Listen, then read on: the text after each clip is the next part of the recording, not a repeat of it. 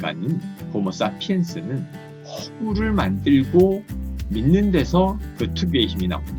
사실과 허구 사이에는 생각보다 되게 얇은 막분이 없다. 오로지 사실만으로 구성되어 있다고 하더라도 그 전체는 진실과는 굉장히 거리가 먼 그런 경우들도 충분히 있다는 것이죠.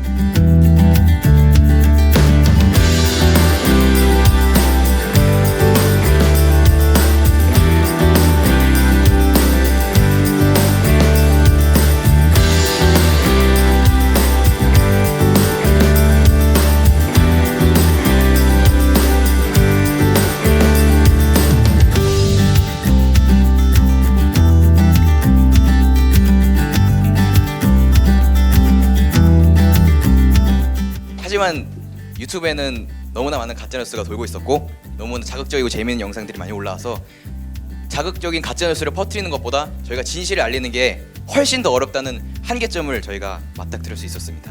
팩트체크가 이런 활동이었구나, 혹은 이런 상황에서 팩트체크가 쓰일 수도 있겠다와 같은 다양한 의견이 나왔고, 오히려 이런 팩트체크 방법도 있는데 하고 제시해주는 학생도 있었습니다. 사회 문제를 탐구하는 데 관심이 있는 친구들과 함께 자유동아리 내곡 체커스를 만들었습니다.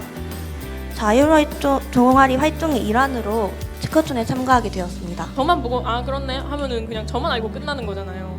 근데 그거를 공유를 해서 카톡에 뿌리고 그 사람이 또 카톡에 뿌리고 하면 이제 많은 사람들이 그런 가짜뉴스를 알고 피해를 받게 되는 거죠. 먼저 블로그 하면 가장 대표적일 수 있는 글을 이렇게 써봤는데요.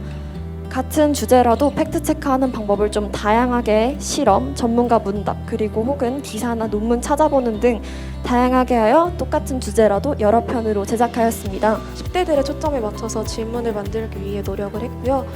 그래서 최대한 간단한 질문들로 팩트체크를 해본 적이 있냐, 없나, 가짜뉴스를 본 적이 있나, 없나로 나누어서 이렇게 질문을 만들었던 것 같고, 소금물을 뿌려서 코로나를 잡겠다고 했는데 오히려 그게 코로나를 더 키우는, 코로나 살리는 가짜뉴스, 이렇게 제목을 만들어서 전시를 하였습니다. 우선 프로젝트에 앞서서 저희가 목표로 삼은 것이 두 가지가 있는데요. 첫 번째는 저희 스스로 팩트체크에 대한 경각심을 가지자였고, 두 번째는 사회 구성원 모두가 참여할 수 있는 사회 참여 프로젝트를 만들자였습니다. 화면 보기 프로그래밍 작업은 C# 개발 언어와 마이크로소프트사의 비주얼 스튜디오 개발 툴을 사용해 작업하였습니다.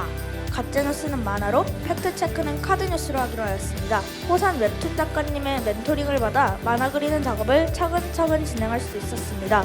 1분 1초가 아쉬울 정도로 너무나 재미있고 감동적인 시간이었던 것 같습니다. 아이들이 직접적으로 대면하진 못하지만 온라인상에서 협업하고 의견들을 나누고 하나의 결과물들을 만들어내는 건 저희 교육계에서도 한번 본받아야 될 모델들이 아니었나 이렇게 생각이 됩니다.